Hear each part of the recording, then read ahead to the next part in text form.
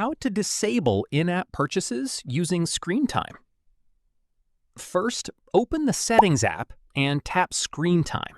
If you haven't enabled screen time yet, tap Turn on Screen Time and follow the on-screen instructions. Next, tap Content and Privacy Restrictions and turn the feature on.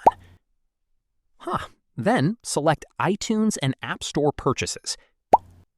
Now tap In-App Purchases and choose Don't Allow. From this point on, apps won't be able to make in-app purchases unless you change this setting again. For extra security, go back to the Screen Time menu and set a Screen Time passcode.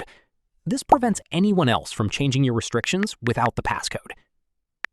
That's it. You've successfully disabled in-app purchases on your iPhone using Screen Time. If this tutorial helped, don't forget to like this video and subscribe for more iPhone tips, iOS tutorials, and easy tech guides.